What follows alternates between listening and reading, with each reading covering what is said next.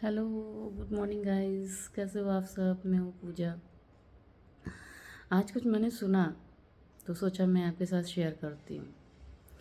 ये एक स्टोरी, ऐसी स्टोरी है जो हम में से किसी एक की स्टोरी है। ठीक है ना।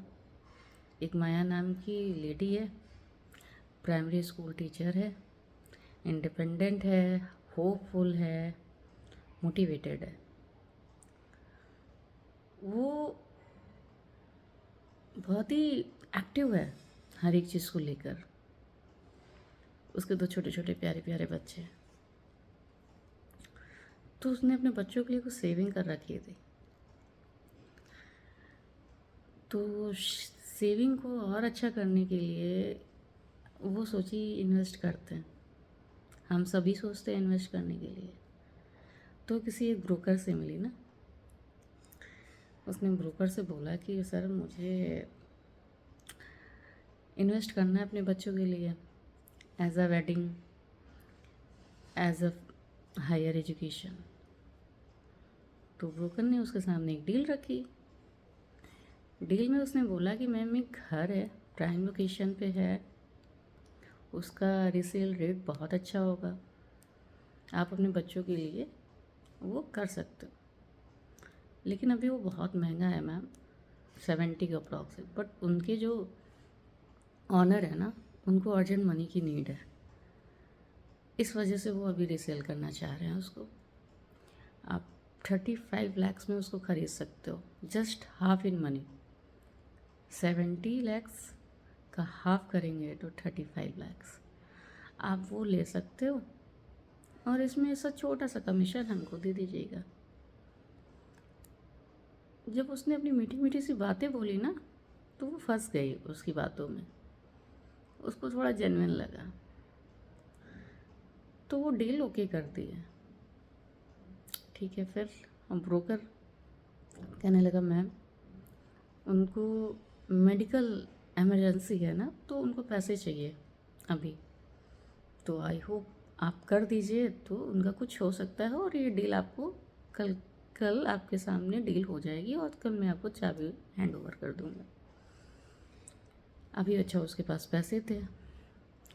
उसने उस डील को बहुत अच्छा समझा और अपना जो पैसा है ना उसको दे दिया। ठीक है भाई, 35 लाख हम जैसे लोगों के लिए बहुत बड़ा अमाउंट है। तो उसने बिना सोचे समझे, बिना किसी से पूछे उसको दे दी। ठीक है। नेक्स्ट डे वो उसको कॉल करती है। बंदे का फ़ोन बंद है। जहाँ पे उसने मीटिंग करी थी वहाँ पे उसे कोई जानता नहीं है। अब वो परेशान हो रखी है। अब क्या करे वो? तो पुलिस के पास गई। पुलिस ने अपनी लेवल पे कुछ एक्टिविटी करी, बट रिज़ल्ट कुछ हुआ नहीं। देन वो हाई कोर्ट में गई, मतलब कोर्ट में पहुंची। उसने अपने वहाँ पे बात रखी कि सर ऐसा ऐसा मेरे साथ हुआ है, बताइए मैं क्या करूँ। तो उससे वहाँ पे पूछा गया ना कि आपने पैसा कैसे दिया था उसको। तो उसने बोला ना कि सर मैंने अपना 35 लाख टैक्स सेविंग मनी है हमारा। नहीं नहीं नहीं, 35 लाख टैक्स सेविंग मनी है हमारा जो मैंने उसको दिया। देन उधर से जवाब आता है कि आपने एक दिन में 35 लाख रुपीज़ उसको कैसे दे दिए, जबकि एक दिन में 2 लाख से ज़्यादा हम ट्रांजैक्शन नहीं कर सकते हैं। फिर उसने अपनी दलील रखी कि नहीं नहीं सर, ये टैक्स सेविंग माई मनी है और मैंने उसको दिया है, ये चीज़ मुझे नहीं पता था। तो उधर से जज का जवाब आता है कि आपको जब ये रूल पता है या ना पता है, आप आपको उतना देना ही नहीं चाहिए था। ठीक है।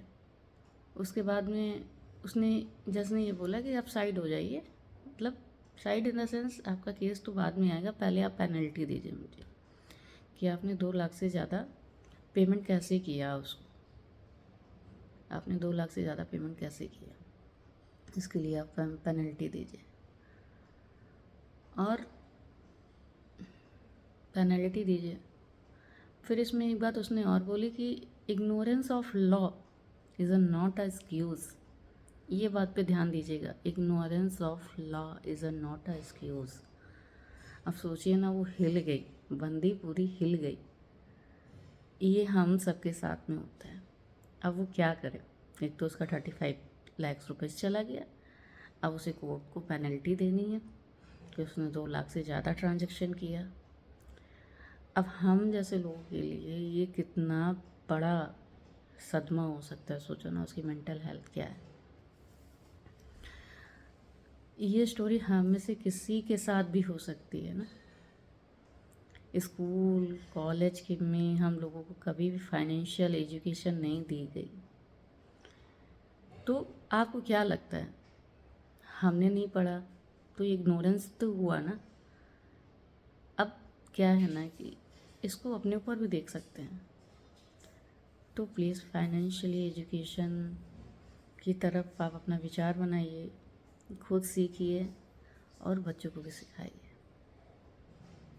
जी, आज मुझे समझ में आई ये बात कि अगर हम किसी लॉ को नहीं जानते हैं तो ये इग्नोरेंस ऑफ लॉ हुआ, और इसमें अगर हम कोई भी अपना नुकसान कर बैठते हैं ना तो ये हमारी फॉल्ट है, और प्लस मुझे एडिशनल पे ज़रूर करना पड़ेगा लॉ वो कोर्ट को एज अ पेनल्टी।